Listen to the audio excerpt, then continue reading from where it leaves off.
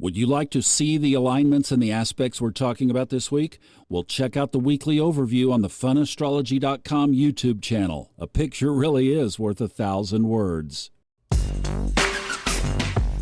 Hey, it's Monday. Thomas Miller on the Fun Astrology Podcast for September 9th. So glad that you are here, and we have quite a couple of weeks coming up here in September that we're going to set up and talk about over these next couple of days.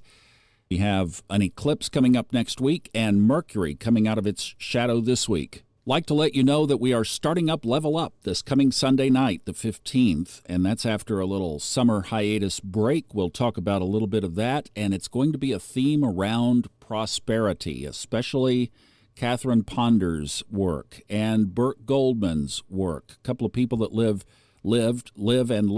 just down the road from where I am. And I thought, let's just honor that proximity and the work that these two have done over the last, almost 100 years. And I think it's going to be wonderful. So we'd love to have you join us. It's on the Fun Astrology YouTube channel. Best place to catch it. That will be Sunday night, 8 p.m. for about 30 minutes. We do a wonderful meditation to help get the week started off right. And if you'd like to see a picture's worth 1,000 words, we do have this week's video overview on the YouTube channel as well. Now, while we were asleep, Mercury slid back home into Virgo. That happened at 2:50 this morning, and that connects to Wednesday because, as I mentioned, it exits the shadow phase on Wednesday night. That means that when it went retrograde, it launched from 4 degrees 6 minutes Virgo, and Wednesday night it will be back there. So we are clear as of then of Mercury retrograde. I would say with that very waning energy, if you could feel it at all, it would be a surprise now. The other thing I like about today is we have a short void of course moon, and it has a favorable aspect, and you have about half the day to affect something with that. The void of course begins at 1:11 for you numerologists, angel number people, and the last aspect before the void of course is a sextile to Pluto. So you have the moon on your side until then. It's only a whopping 14-minute void of course. And then as of 1:25 Eastern, you have a Sagittarian moon all the way through Wednesday. If you would like to get a copy of the lunar calendar that we put out every month, Kristin does for us, that is funastrology.com/moon, and you can download it right from that page. You don't have to do the shop and all that. Just download it right from there, or just bookmark that or however you get back to it, and you can reference that. It has all of these last aspects in it. And speaking of Kristin, hey, Kristin. Hi, Thomas and Fun Astrology Podcast listeners. Happy Monday.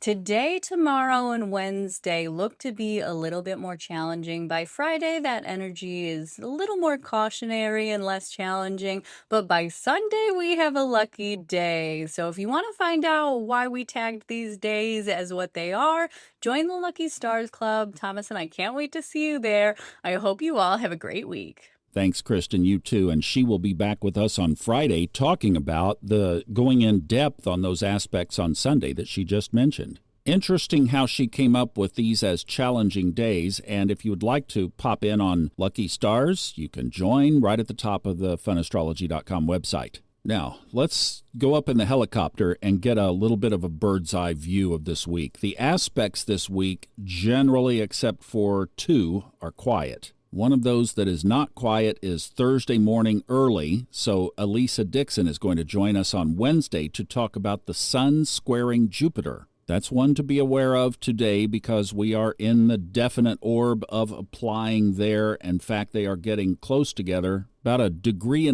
apart today, so they are squeezing in together, but she'll talk about that on Wednesday.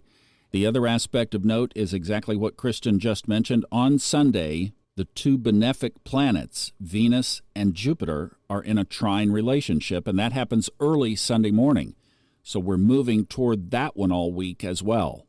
Robert and I recorded over the weekend some more episodes that will be coming out on Old Soul, New Soul coming up here in the next weeks ahead.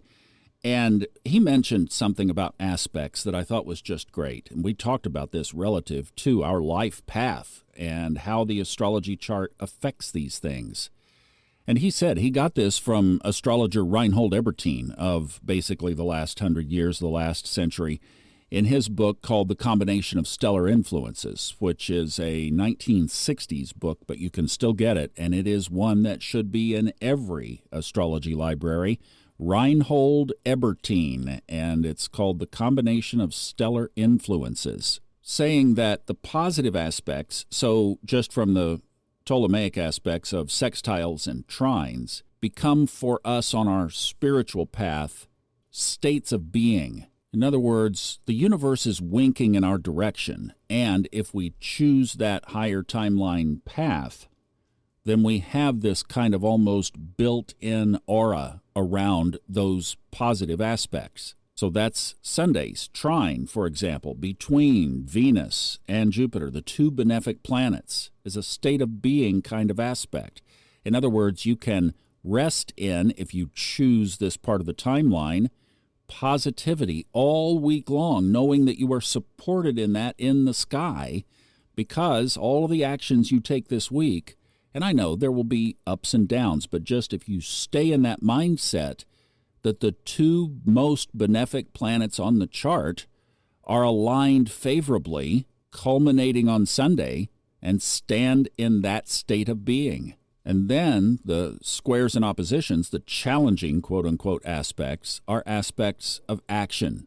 So the one on Thursday that we mentioned, the Sun squaring Jupiter, one of the ways you could look at that is, what am I doing? You could ask yourself, what am I doing that might be inhibiting growth and expansion in my life? More importantly, you could say, what am I telling myself? Either about my life or about a particular situation. What am I telling myself? Because Jupiter is in Gemini and the Sun is in Virgo. So in the shadow side of that configuration, not being overly critical. Boy, am I working on this one myself right now. Maybe it's because of this aspect that it's been building for the last couple of weeks, and I've been feeling this strongly for the last couple of weeks. That very well may be.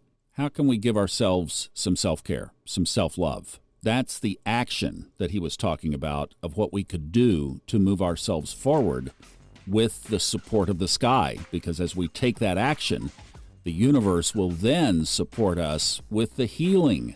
That square is there for a reason. It's not to punish. It's not to withhold. It's not to withdraw. It's there to support us, that if we will do the work, the universe will do the work, and we'll get the outcome. Isn't that cool? So there's a good way to look at it. All right, have a wonderful Monday, and I will see you back tomorrow, and we'll get more back in the helicopter and take a look at Eclipse Week and what's ahead there. Have a great day. Love you. Bye-bye.